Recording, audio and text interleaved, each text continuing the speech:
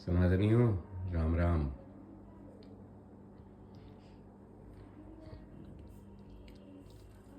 श्री रामचरितमानस। बहुत लोग बहुत कुछ बताते हैं आपको कि रामचरितमानस में ऐसा लिखा है। बहुत सारे पंथों की भी कल्पना हो चुकी है और ये भी श्री रामचरितमानस में पहले ही बताया गया है। ऐसा नहीं है कि ये आज का बताया गया है, ये होएगा, लेकिन हमें कैसे बचना है ये देखना है।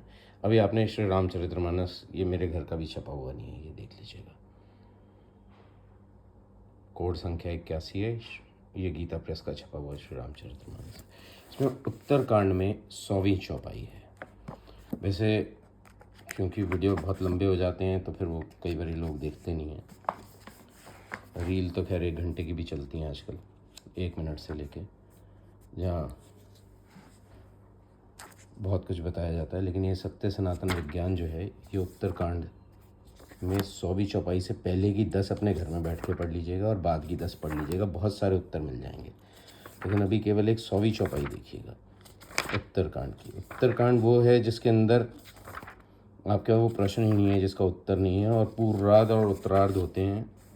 तो उत्तर, इसमें प्रारंभ ही पूर्वार्ध में बालकांड से हुआ है, इसलिए समापन उत्तरकांड से ही होता है।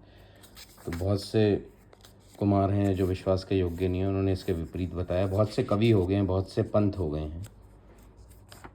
तो ये उनको सुनने की बजाय अपना सनातन धर्म, ज्ञान विज्ञान जो है वो शास्त्रों से ही लें, अपने महाकाव्य से लें। व्यक्ति के बोलने से वो महाकाव्य नहीं हो जाता है।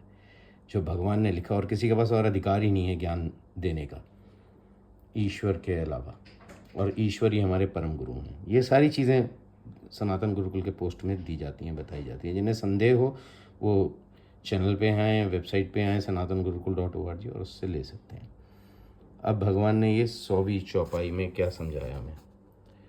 वेद सम्मत तथा वैराग्य ज्ञान से युक्त जो हरि भक्ति का मार्ग है, मोहवश मनुष्य उस पर नहीं चलते और अनेकों नए नए पंथों की कल्पना करते हैं। सन्यासी बहुत धन लगाकर घर सजाते हैं, उनमें वैराग्य नहीं रहा, उसे विषयों ने हर लिया। तपस्वी धनवान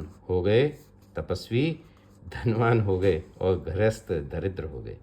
गरीब हमारा शब्द नहीं है, दरिद्र है। गरीब ख्वाजा होता है, अमीर खान होता है, और रईस अहमद होता है। हमारे यहाँ दरिद्र धनाढ्य धनवान होता है। अतः कलयुग की लीला कुछ कही नहीं जाती। तो क्या समझे, बहुत से नए नए पंथों से ज्ञान लेना है तो आपकी इच्छा, और सत्य सनातन धर्म शास्त्रों से ज्ञान लेना है तो वो भी आपकी स्वेच्छा। अब हमारे पास प्रश्न आता है कि ज्ञान कहीं से भी मिले तो ले लें, कैसे और क्यों। गंगा से ही गंगा जल मिलेगा, धर्मशास्त्रों से ही, सनातन धर्मशास्त्रों से ही सनातन धर्म का ज्ञान मिलेगा। नाले से नाले का जल ही मिलेगा। अब श्रीमद् भगवद गीता जी में या सब में, ये पहले तो ये हमें ये भी समझना है कि हमारे पास जब 4 वेद, 18 पुराण, 18 उपपुराण, 18 उपपुराण, 18 महापुराण, 54 पुराण है। हिंदुओं को ये भी नहीं पता होगा।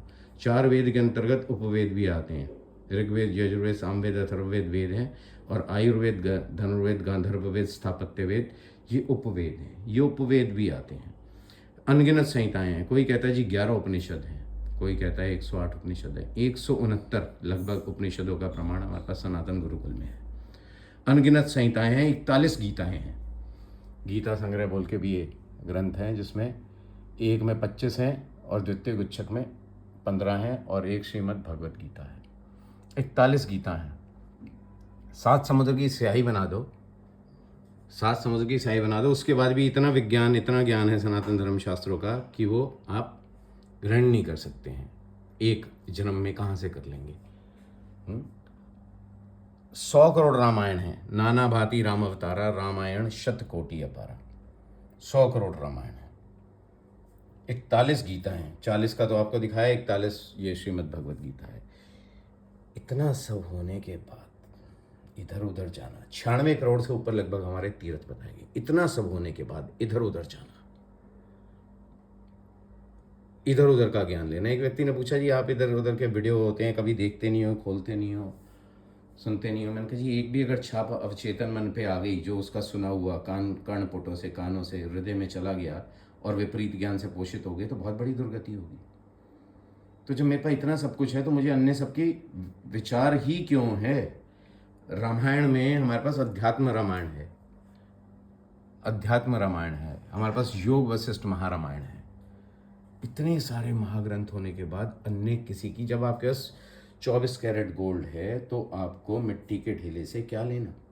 जी उन्होंने सरल करके बताया है।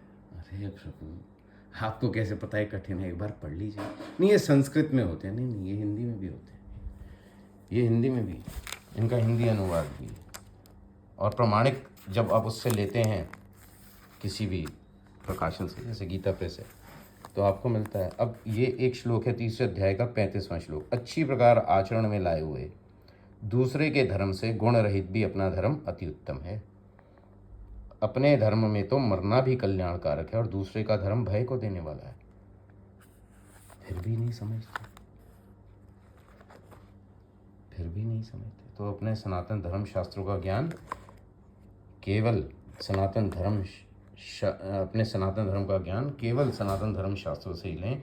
ये सोशल मीडिया के वीडियो अपने मित्रों को साझा करके, अपने रिश्ते नातों को साझा करके पाप के भागी ना बने। वो प्रमाणिक वीडियो दें आपको, जो भी, अब ये भी तो वीडियो है, ये भी सोशल मीडिया पे जाएगा, लेकिन ये शास्त्र से आपको दिखा के बताया गया है। और जो भी आपको कोई श्लोक संख्या इसीलिए बोली जाती है कि आप उसकी पुष्टि स्वयं धर्मशास्त्रों से करें, सत्य सनातन धर्मशास्त्रों से करें, क्योंकि आप धर्मशास्त्र मानते थे वो भी बदल चुके हैं। तो इसीलिए अपने सनातन धर्म का ज्ञान केवल और केवल सनातन धर्मशास्त्रों से ले। सोशल मीडिया के वीडियो, अगर आपको फिर भी अपना पतन करना है तो आप उसके लिए अधिकारी हैं, लेकिन दूसरों को साझा करके अधिक पाप के भागी ना बने। और मेरे निजी पोस्ट पे तो बिल्कुल ना डाला करें। जय श्री राम। राम राम।